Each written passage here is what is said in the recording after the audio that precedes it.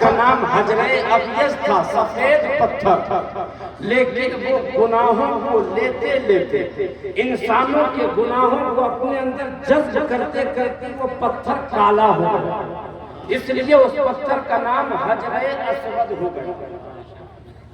ہر انسان سے پوچھو آپ جب حجر اسود کو چومیں گے تو کیوں چومیں گے، تو ان کا جواب ہوگا میں اس پتھر کو اس لیے چوموں گا کہ اس پتھر کے اندر یہ خصوصیت ہے کہ وہ میری گناہوں کو اپنے اندر جذب کر لے گا۔ اور میں پوچھنا چاہتا ہوں عالموں سے، حافظوں سے، قاریوں سے، انسانوں سے، ناؤں سے، بیلوں سے، آپ اس پتھر کو کیوں چومنا چاہتے ہو؟ تو ایک انسانوں کا جواب ہوگا اس پتھر کو اس لیے چوموں گا کہ وہ پتھر میرے گناہوں کو اپنے اندر جذب کر لے گا۔ لیکن جب یہی سوال آپ سیدنا صدیق اکبر سے کرو گے، یہی سوال جب سیدنا عمر فاروق سے کرو گے، یہی سوال جب سیدنا عثمان غنی سے کرو گے، یہی سوال جب سیدنا مولا کائنات سے کرو گے، جب امام حسن اور حسین سے کرو گے، اے نبی کے عاشقوں، اے سیدنا ابو بکر، آپ اس پتھر کو کیوں چومتے تھے؟ اے عمر فاروق، آپ اس پتھر کو کیوں چومتے تھے؟ اے مولا کائنات، آپ اس پتھر کو کیوں چومتے تھے؟ تو ایک صحابہ کا جواب ہوگا میں اس پتھر کو اس لیے نہیں چوما تھا کہ اس کا نام حجر اسود ہے، میں اس پتھر کو اس لیے نہیں چوما تھا اسے جنتی حجر کہا جاتا ہے، میں اس پتھر کو اس لیے نہیں چوما تھا کہ اس پتھر کو حجر اسود کہا جاتا ہے، ارے ہم اس پتھر کو اس لیے چوما تھا کہ اس پتھر کو میرے نبی نے چوم لیا ہے، اور جس پتھر کو میرے نبی نے چوم لیا ہے اس کا مرتبہ دنیا میں بھی بلند ہوگا، آخرت کے میدان میں بھی بلند ہوگا۔ سبحان اللہ، نعرہ تکبیر، نعرہ رسالت، زیارت حرمین شریفین، نعرہ تکبیر، نعرہ رسالت۔ ایک پتھر کی بھی تقدیر سنور سکتی ہے، شرط ہے اسے قرینے سے تراشا جائے۔ مجدد دین و ملت فاضل بریلی کی ٹوٹی ہوئی چٹائی پہ بیٹھ کر کے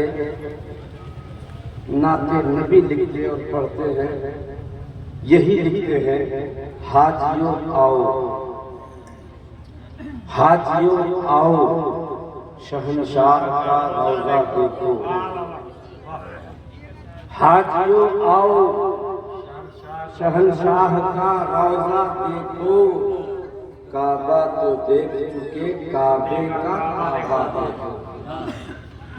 اب آپ سے میں سوال کرنا چاہتا ہوں کعبہ کتنے ہیں؟ تو پوری دنیا کا جواب ہوگا کعبہ ایک۔ کچھ لوگ دیکھ کر بتائیں گے کہ کعبہ ایک ہے، کچھ لوگ سن کر بتائیں گے کعبہ ایک ہے، کچھ لوگ پڑھ کر بتائیں گے کہ کعبہ ایک ہے۔ لیکن سیدنا امام احمد رضا خان نے کہا کعبہ کو دیکھ چکے، کعبے کا کعبہ دیکھتے۔ میں نے عالم تصور میں سرکار اعلیٰ حضرت کی چوکھٹ کو چھوڑ کر عرض کیا میرے امام احمد رضا خان، کعبہ ایک ہے تو یہ دوسرا کعبہ کہاں سے آ گیا؟ کعبہ ایک تو یہ ایک اور کعبہ کہاں سے آ گیا؟ تو امام محمد رضا خان جواب دیں گے یہ سوال تو مجھ سے نہ کرو، اگر یہ سوال کرنا ہے تو خود خانہ ایک کعبہ سے کر لو۔ اب تصور کی دنیا میں ذکر اور زیارت حرمین شریفین میں سرکار کعبہ معظمہ سے، کعبہ اللہ سے میں نے پوچھ لیا ایک کعبہ کیا دوسرا بھی کوئی کعبہ ہے؟ کیا ایک اور بھی کعبہ ہے؟ جبکہ میں جانتا ہوں کہ ہندوستانیوں کا کعبہ تو ہے، پاکستانیوں کا کعبہ تو ہے، ترکستانیوں کا کعبہ تو ہے، چین اور جاپان والوں کا کعبہ تو ہے، سعودیہ والوں کا کعبہ تو ہے، اور ایک کعبہ صرف ہندوستانیوں کا نہیں، پاکستانیوں کا نہیں، بلکہ سیدنا ابو بکر کا کعبہ تو ہے، مولا علی کا کعبہ تو ہے، ابو بکر صدیق، عمر فاروق، عثمان غنی، تمام صحابہ کا کعبہ تو ہے۔ تو ایک کعبہ، ایک اور کعبہ کہاں سے آ گیا؟ یہ دوسرا کعبہ کہاں سے آ گیا؟ جو کعبہ جواب دیتا ہے کعبہ تو میں ہی ہوں، کعبہ تو ایک ہے۔ ہندوستان والے آتے ہیں، میرا طواف کرتے ہیں، اپنا حج مکمل کرتے ہیں، اپنا عمرہ مکمل کرتے ہیں۔ پاکستان والے آتے ہیں، میرا طواف کرتے ہیں، اپنا عمرہ مکمل کرتے ہیں۔ گویا کہ پوری دنیا والوں کا کعبہ میں ہوں، پوری دنیا والے آ کر میرا طواف کرتے ہیں اور اپنا حج مکمل کرتے ہیں، مگر میں محمد مصطفیٰ کا طواف کرتا ہوں اور میں اپنا حج مکمل کرتا ہوں۔ تو پوری دنیا کا کعبہ میں ہوں، مگر میرا جو کعبہ ہے وہ تو محمد مصطفیٰ ہے۔ بات سمجھ میں آ گئی کہ کعبہ تو ایک ہے، لیکن کعبے کا جو کعبہ ہے وہ میرے مصطفیٰ ہے۔ اس لیے سرکار اعلیٰ حضرت نے کہا کعبہ تو دیکھ چکے، کعبے کا کعبہ دیکھیں۔ اور ایک شعر اس کے بعد میری گفتگو سماپت۔ غور سے سن تو رضا، کعبے سے آتی ہے صدا۔ غور سے سن تو رضا، کعبے سے آتی ہے صدا، میری آنکھوں سے میرے پیارے کا روضہ دیکھو۔ اب میں آپ سے ایک سوال کرنا چاہوں گا، آپ بولیں یا نہ بولیں، لیکن کوئی نہ کوئی ضرور جواب دو۔ بولتا کون ہے؟ جن کے پاس زبان ہو، یہ بھی سکھانا پڑے گا کیا؟ جن کے پاس زبان ہو وہ بولتا ہے، جس کے پاس کان ہو وہ سنتا ہے، جس کے پاس آنکھیں ہو وہ دیکھتا ہے، جس کے پاس پیر ہو وہ چلتا ہے، جس کے پاس ہاتھ ہو وہ پکڑتا ہے۔ سرکار اعلیٰ حضرت نے کیا کہا؟ غور سے سن تو رضا، کعبے سے آتی ہے صدا، میری آنکھوں سے میرے پیارے کا روضہ دیکھو۔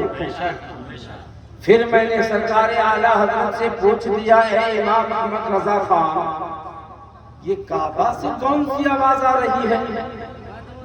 کیا کعبے کے اندر زبان نہیں ہے؟ کعبے کو سننے کی صلاحیت نہیں ہے؟ کعبے کے اندر دیکھنے کی طاقت نہیں ہے؟ کس آنکھ سے دیکھنے کی باتیں ہو رہی ہیں؟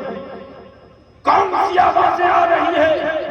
سرکار اعلیٰ حضرت نے کہا پھر اسی خانہ کعبہ سے سوال کر لوں۔